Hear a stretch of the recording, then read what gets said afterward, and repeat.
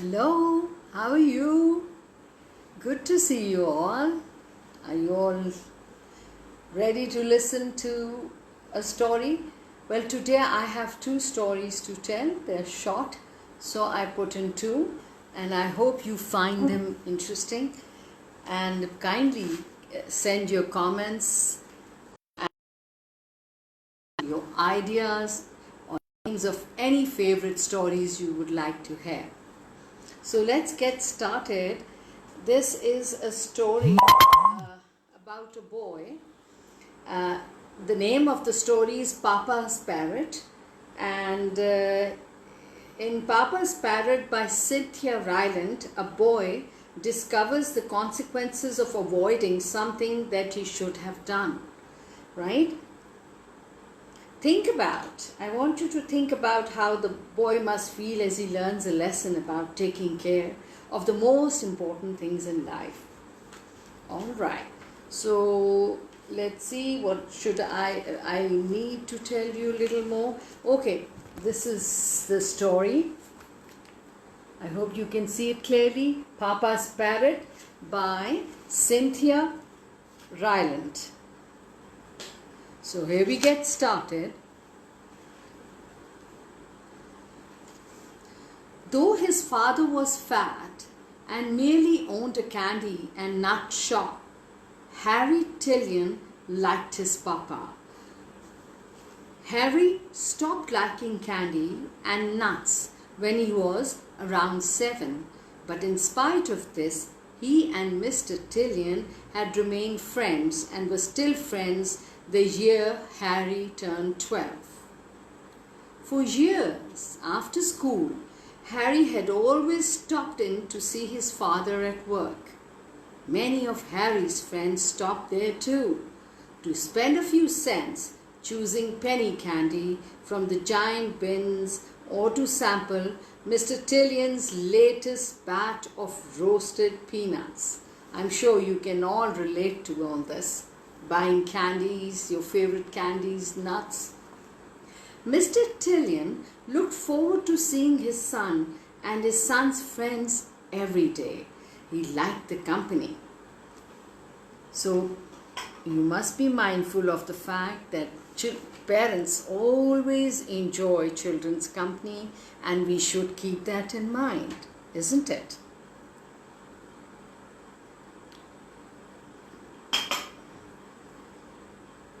Okay. Excuse me. I spilled some tea on myself. All right. When Harry entered junior high school, though he didn't come by the candy and nut shop as often, nor did his friends. They were older and they had more spending money. They went to a burger place. They played video games. Instead, they shopped for records. None of them were much interested in candy and nuts anymore. A new group of children came to Mr. Tillion's shop now, but not Harry Tillion and his friends. The year Harry turned 12 was also the year Mr. Tillion got a parrot. He went to a pet store one day and bought one for more money than he could really afford. So just think, why did he buy a parrot at this stage? He bought the parrot to his shop, set its cage near the sign for named it Rocky. Harry thought this was the strangest thing his father had ever done, and he told him so. But Mr. Tillion just ignored him. Rocky was good company. Now that's important, that's significant, isn't it? He was good company for Mr. Tillion. When business was slow, Mr. Tillion would turn on a small color television he had sitting in a corner, and he and Rocky would watch the soap operas. Rocky liked to scream when the romantic music came on, and Mr. Tillion would yell at him to shut up but they seemed to enjoy themselves. The more Mr. Tillion grew to like his parrot, and the more he talked to it instead to people, the more embarrassed Harry became.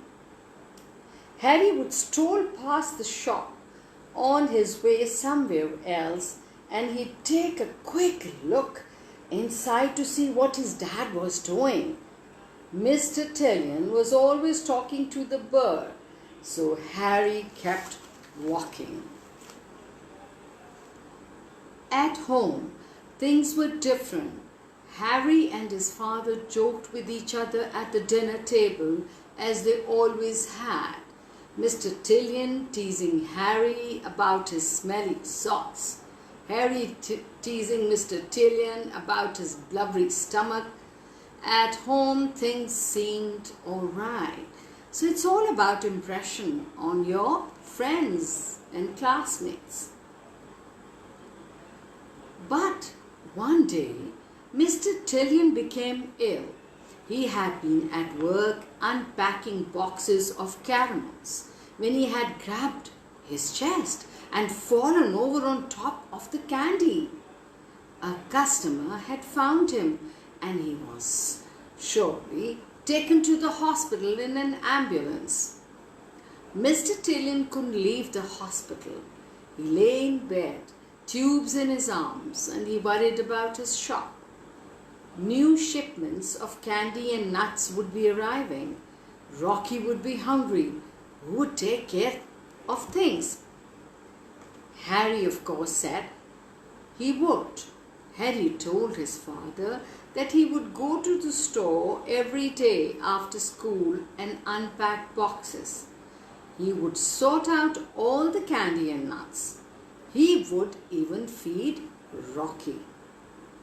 So, the next morning, while Mr. Tillion lay in his hospital bed, worrying about his shop and his parrot Rocky, Harry took the shop key to school with him. After school, he left his friends and walked to the empty shop alone. In all the days of his life, Harry had never seen the shop closed after school. It gave him an eerie feeling. Harry didn't even remember what the closed sign looked like. His father had been so regular, so hardworking, so proper and upright. The key stuck in the lock 3 times, and inside he had to search all the walls for the light switch, so he doesn't know much about the shop. The shop was as his father had left it. Even the caramels were still spilled on the floor. Harry bent down and picked them up one by one, dropping them back in their boxes. The bird in its cage watched him silently. Harry opened the new boxes his father had not gotten into. Peppermints, jawbreakers, toffee creams, strawberry kisses. Yum, yum.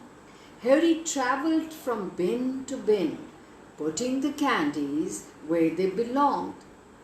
Hello! Hello! Hello!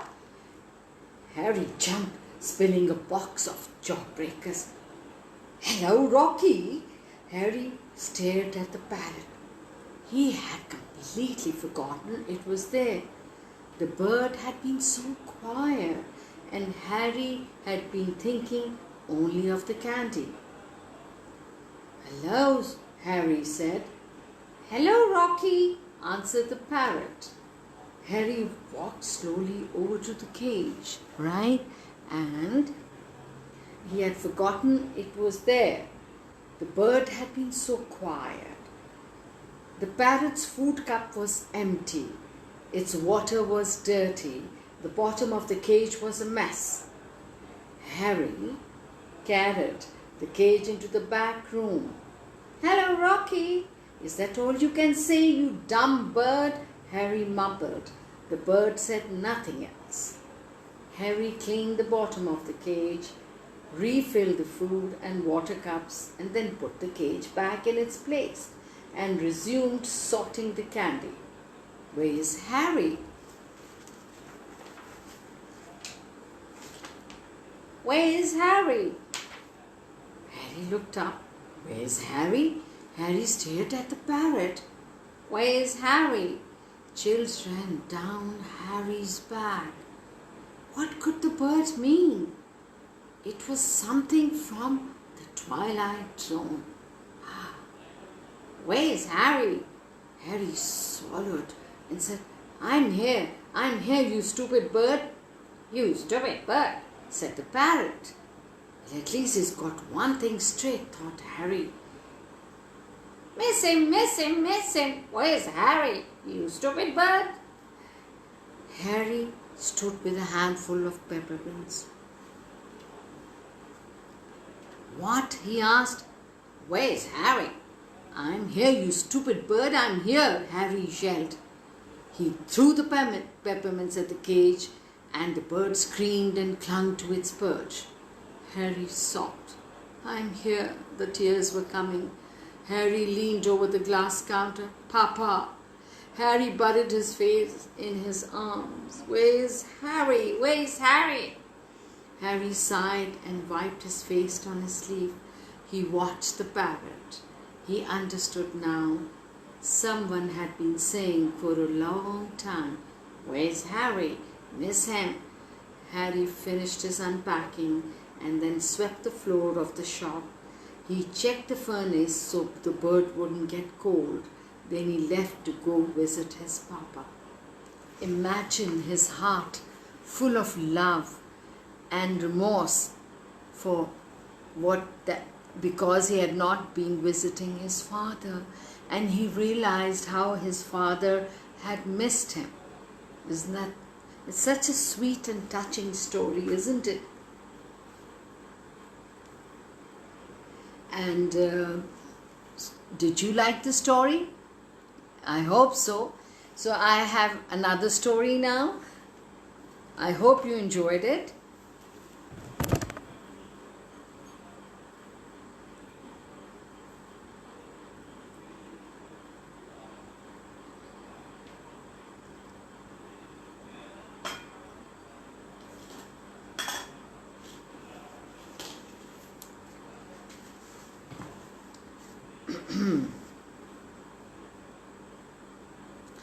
Well, this is a little, it's from the book The Edge of the Possible.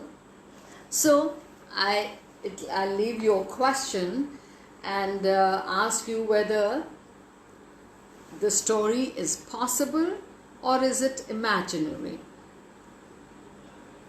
Well, the mysterious happenings are very often readily explainable phenomena if we only look at things scientifically.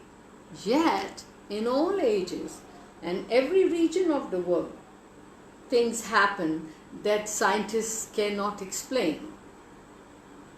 This is a story that is hard to explain unless you believe in ghosts. So the question is, do you believe in ghosts? All right, let's get started. The story's name is Seaweed, and it has been written by Bennett Cerf. So let's get started. Two ladies from the faculty of a famous New England college for women decided to spend one of their holidays motoring to California and back. They traveled westward by way of the Petrified Forest and the Grand Canyon. Now, it is one of the wonders in America, and headed for home on the Salt Lake City route. They were two normal, unimaginative women enjoying to the full a tour of their native country. So, let's see.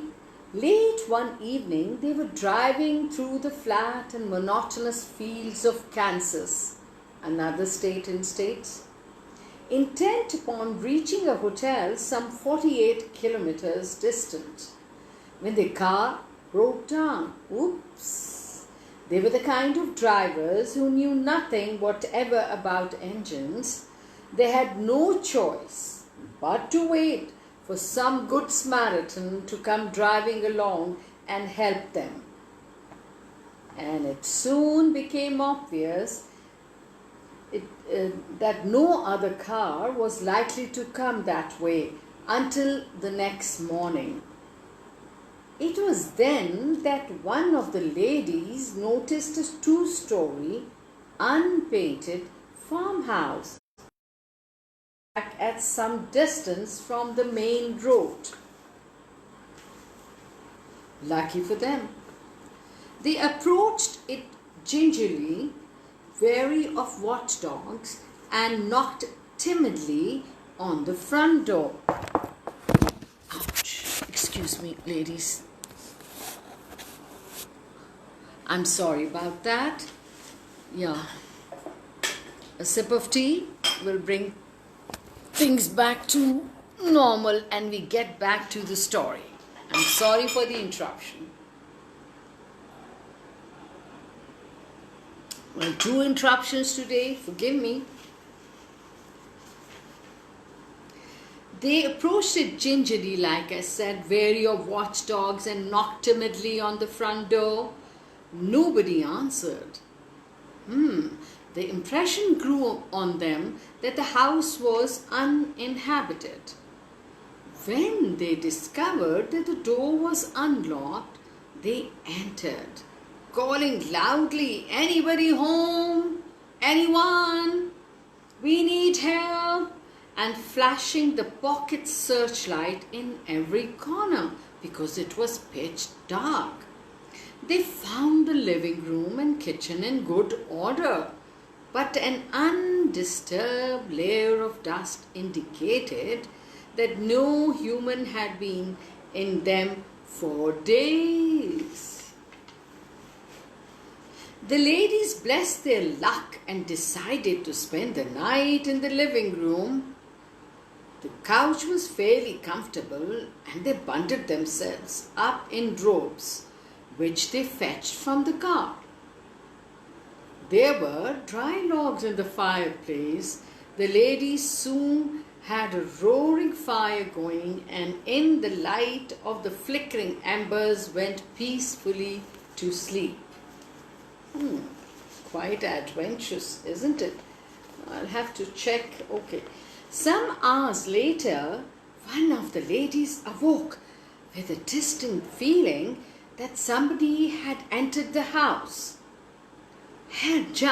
Her friend jumped up precisely at that same moment.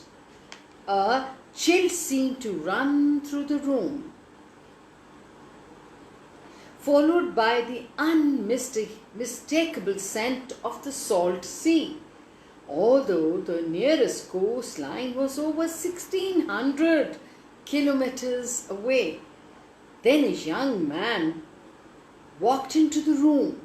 Rather, he floated in, because they heard no footsteps. Shh. He was dressed in boots and oilskins. Sea spray glistened on his rough stubble of reddish beard on his face. He moved to the dying fire, shivering violently, and knelt before it. One of the women screamed.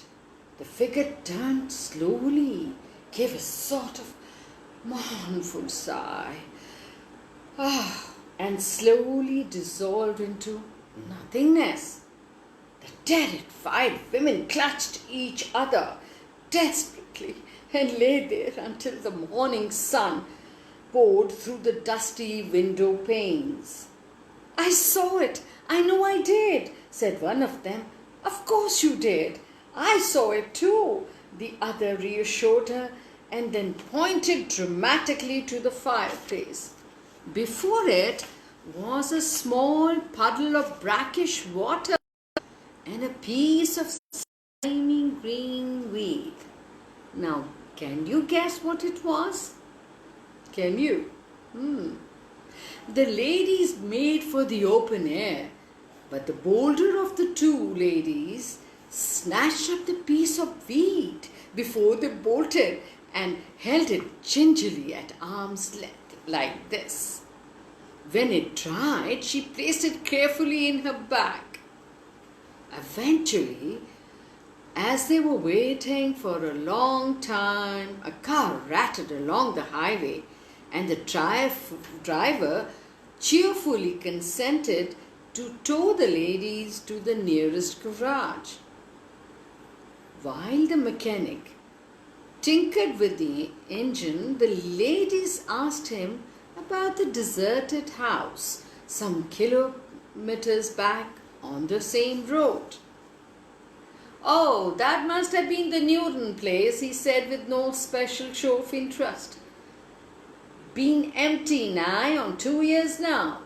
When old man Newton died, he left it lock, stock and barrel to his son, Tom, who said he didn't like farming and set out one day for the east. Spoke of taking to the sea like his great-grandfather did. Ain't none of us seen hide nor hair of him since that day." "Oh, so did you get it?" The son, Tom, had left the place just like that and walked away and gone to the sea. But then, who was that who floated in? When the ladies returned to the college, they took the green wheat, which still seemed clammy and damp, to the head of the botany department. Now that's a scientist. He readily confirmed their suspicions. It's seaweed, all right. So where do you find seaweed? In the sea. He told them furthermore, it's a kind that's only found on dead bodies. Now, do you get an idea who that was? Keep guessing. It'll make you think. The ship news reporter of the Evening Sun reported that Thomas Newton had sailed as first-class seaman on a freighter called the Robert B. Anthony on 14th of April 1937. It had gone down with all hands aboard in a storm off the Greenland coast 6 weeks thereafter. So of course he had drowned as he was aboard this this freighter called the Robert B. Anthony. So do you think it was a ghost or not? Why would it float in like that? Why could they not hear the footsteps? But do you believe in ghosts? But it was there. They both saw him, and then there was a puddle of brackish water and a twig of seaweed there. So what do you think? So send me your answers and comments. That should be fun. All right, it was lovely seeing you all and sharing these 2 short stories with you. I hope you enjoyed them as much as I did. Okay, bye-bye.